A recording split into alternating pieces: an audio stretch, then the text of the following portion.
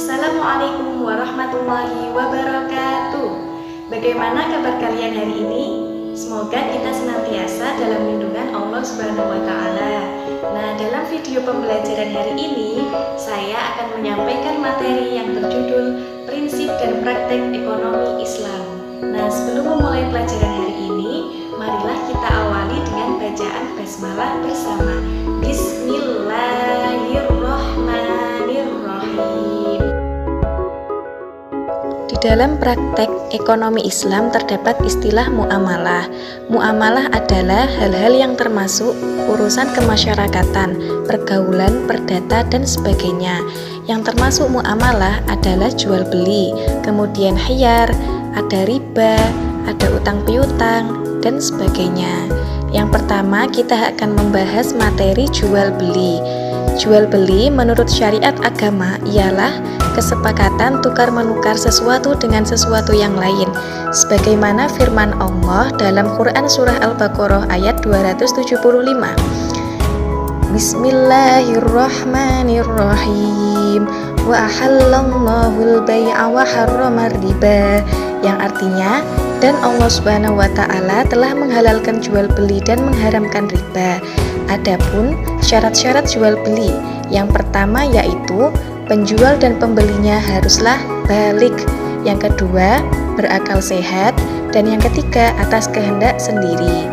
Dan yang kedua, uang dan barangnya haruslah halal dan suci. Jadi kita tidak boleh melakukan jual beli dengan uang hasil curian atau sesuatu yang berpotensi untuk menjadikan haram. Kemudian yang kedua, bermanfaat. Yang ketiga, barangnya dapat diserah terimakan. Yang keempat, keadaan barang diketahui oleh penjual dan pembeli. Dan yang kelima, milik sendiri. Jadi kita tidak boleh melakukan jual beli dengan barang milik orang lain. Yang ketiga adalah ijab qabul. Jadi ijab qabul itu perkataan dari penjual dan pembeli sehingga terdapat akad keduanya.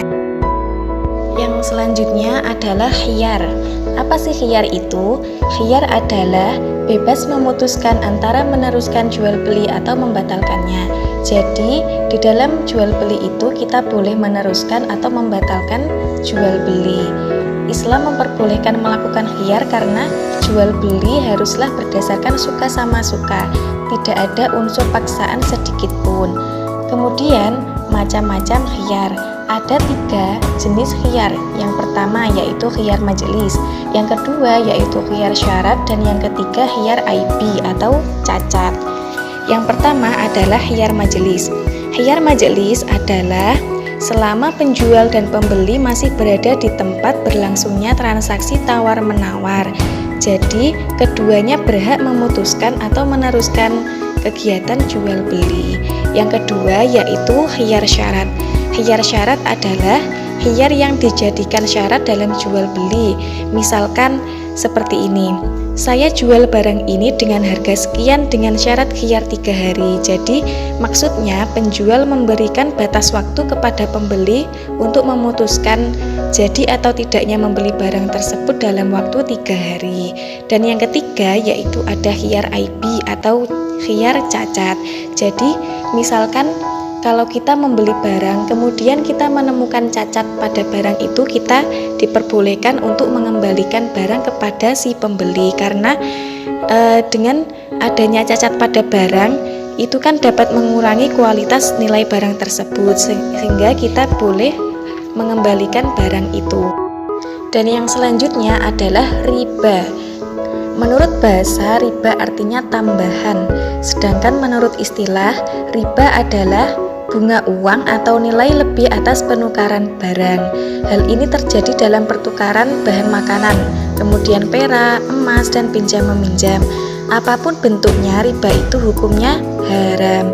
Sebagaimana hadis yang diriwayatkan oleh Muslim bahwasanya Rasulullah mengutuk orang yang mengambil riba, orang yang mewakilkan, orang yang mencatat, dan orang yang menyaksikannya.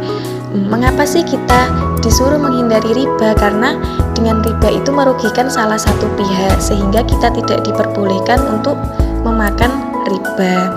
Kemudian ada macam-macam riba, yaitu riba fadl, riba khord, ribayat, dan riba nasi'ah. Yang pertama yaitu riba fadl. Riba fadl adalah pertukaran barang sejenis yang tidak sama timbangannya. Misalkan, cincin emas 22 karat seberat 10 gram ditukar dengan emas 22 karat namun beratnya 11 gram. Jadi, ketidaksamaan itulah yang dinamakan riba. Dan yang kedua ada riba qard, yaitu pinjam meminjam dengan syarat harus memberikan kelebihan saat mengembalikannya. Jadi misalkan saya meminjam uang kepada si A, kemudian si A berkata nanti kalau mengembalikan harus dikasih kelebihan 100.000, misalkan seperti itu. Jadi itulah yang dinamakan riba qard, karena adanya kelebihan untuk mengembalikan barang atau pinjaman. Yang ketiga yaitu ribayat, yaitu akad jual beli barang sejenis dan sama timbangannya, tetapi penjual dan pembeli berpisah sebelum melakukan serah terima. Contohnya seperti ini, misalkan penjualan kacang atau ketela yang masih di dalam tanah, kan barangnya belum jelas, jadi itu yang dinamakan ribayat. Yang keempat yaitu adalah riba nasi'ah. Riba nasi'ah adalah akad jual beli dengan penyerahan barang beberapa waktu kemudian. Contohnya seperti ini, misalkan kita membeli buah-buahan yang masih ada pada pohonnya, kemudian diserahkan setelah layak dipetik, atau kita membeli padi kemudian diserahkan setelah panen, itu kan masih belum jelas juga, jadi dinamakan riba nasi'ah. Selanjutnya adalah materi utang piutang.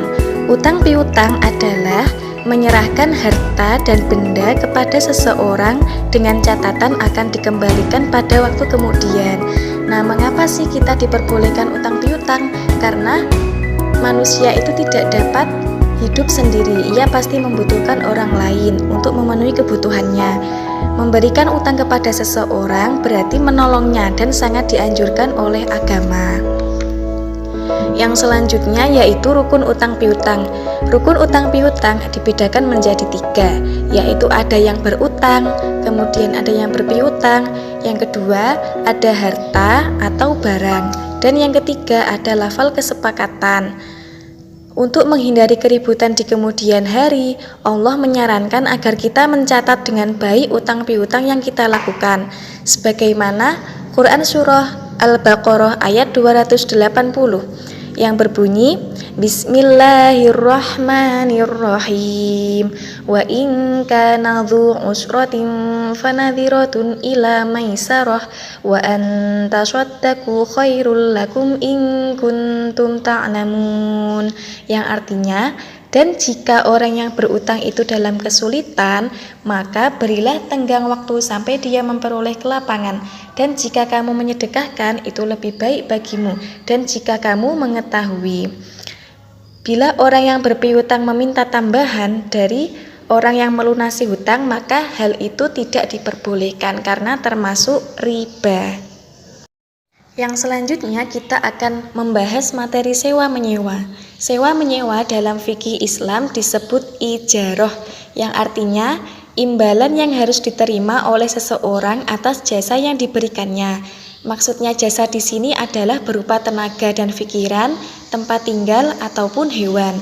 Sebagaimana Quran Surah Al-Baqarah ayat 233 yang berbunyi, Bismillahirrahmanirrahim.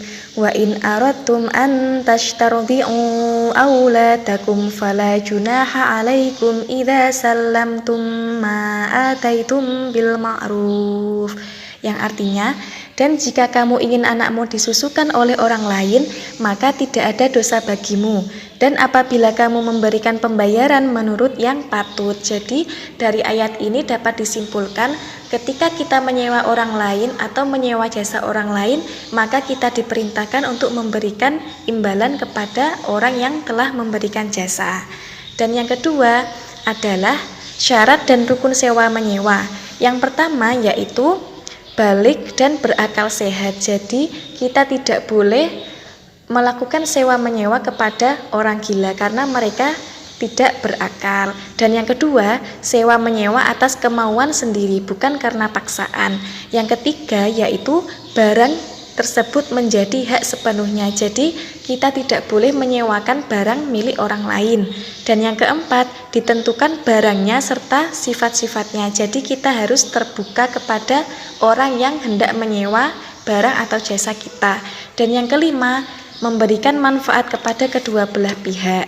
Yang keenam, adanya jangka waktu. Jadi ketika kita menyewa itu harus dijelaskan waktu berapa kita melakukan sewa menyewa. Dan yang ketujuh, harga sewa dan cara pembayarannya juga ditentukan dengan jelas. Sekian video pembelajaran yang dapat saya sampaikan. Semoga kita mendapatkan manfaat dari pembelajaran hari ini. Wabillahi taufik wal hidayah. Wassalamualaikum warahmatullahi wabarakatuh.